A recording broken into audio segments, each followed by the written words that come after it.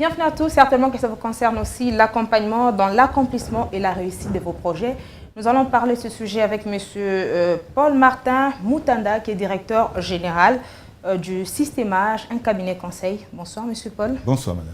Et je commence par cette première question. Systémage, ça renvoie à quoi? Systémage, ça renvoie à une mise en place ingénieuse de capacités, d'expertise, d'instruments, d'outils et surtout d'objectifs à mettre en place pour atteindre ces objectifs et surtout dans les meilleures conditions. Donc système, relation entre les gens, entre les choses et l'objectif à atteindre. Il y a plusieurs agences, il y a plusieurs cabinets aujourd'hui. Comment vous démarquez des autres?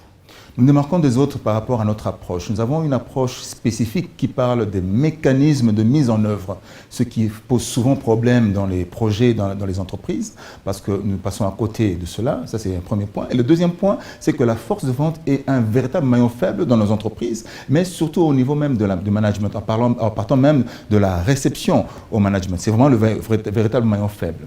Mais un point clé pour nous, c'est le profilage. C'est quoi le profilage? Enfin, nous détectons les meilleures façons possibles de fonctionnement individuel où nous emmenons l'individu à identifier son intelligence, c'est-à-dire là où il réussit à tous les coups.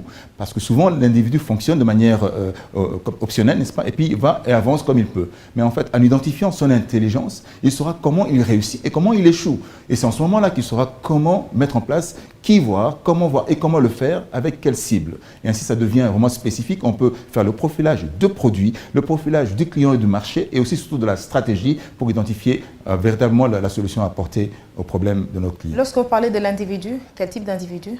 C'est le porteur de projet, par exemple, ou bien celui qui a l'idée, qui veut réaliser, ou en termes de chef de projet, celui qui a besoin d'atteindre son objectif avec son équipe. Ce qui fait qu'on parle même de profilage avec l'équipe et on peut démarrer tout de suite sur l'aspect team building, l'aspect key account management, qui sont des stratégies spécifiques pour atteindre les objectifs au niveau de l'entreprise et des projets. Qu'est-ce que votre cabinet apporte au-delà du coaching actuellement? Au-delà du coaching actuellement, notre cabinet apporte réellement une forme de pouvoir d'achat au travers du changement de mentalité, c'est-à-dire quand nous avons un langage adapté à l'environnement dans lequel nous voulons atteindre nos objectifs, nous adaptons ce langage pour facilement les avoir. Comment? C'est-à-dire que si j'ai besoin d'être le producteur de richesse, j'ai besoin d'avoir un langage de producteur de richesse, pas un langage forcément d'un entrepreneur quelconque. Donc l'approche, ce que nous apportons réellement, c'est cette approche, cette précision dans le cas quand on change de mentalité, on change de langage, on détient les moyens d'atteindre et de mobiliser son leadership de manière efficace pour devenir le producteur. Tout en sachant qu'en devenant le producteur, c'est parce que nous avons eu un succès. Et le succès vient de successeurs qui permet en fait de dire, puisque j'ai réussi un premier succès, maintenant je peux avoir des successeurs pour pouvoir produire. En ce moment-là, je commence à atteindre mes objectifs, à réussir. Et ça peut prendre combien de temps pour arriver au succès? Ça peut prendre combien de temps pour arriver à un résultat éloquent? Ça dépend. Vous savez, le changement peut se faire en 1 heure. Hein. Ça peut être une forme de déclic, de déclenchement. Mais quand on accompagne en général, on a des fois 3 jours, 2 jours plein avec notre client, ou selon la difficulté et l'ampleur, évidemment, de nos clients, parce que vous savez que la gestion des changements part de l'individu d'abord, il y a aussi le groupe dans lequel il fonctionne, ou la communauté, n'est-ce pas? L'environnement, ou simplement la nation, l'organisation, quand il s'agit de changement. Donc, c'est très, très complexe quand il s'agit d'un système qui est mis en place. Mais pour l'individu, pour atteindre son objectif, il a besoin évidemment de mettre en place tous les aspects. Il faut bien sûr l'aider à comprendre dans quel environnement il fonctionne et comment il peut utiliser les moyens pour atteindre sa cible. Donc c'est vraiment relatif et ça peut être très, très vite si la personne, notre client, est bien préparé. Si elle n'est pas bien préparée, nous allons travailler avec pour l'aider réellement à toucher, comme une carte. Hein. Vous savez, quand il faut atteindre un lieu, nous avons besoin d'une carte, identifier où nous sommes et savoir où nous allons et identifier les moyens que nous allons utiliser au passage. Donc pour cela, il nous faut utiliser la cartographie et le profilage. Et vous avez par moment d'échouer? Oui, bien sûr, nous arrive d'échouer. Nous arrive d'échouer souvent. La faute, évidemment, c'est notre faute souvent parce qu'il faut le remettre. Parce que si le client vient à nous, c'est qu'il a déjà ouvert une porte et nous a déjà donné la possibilité de l'aider.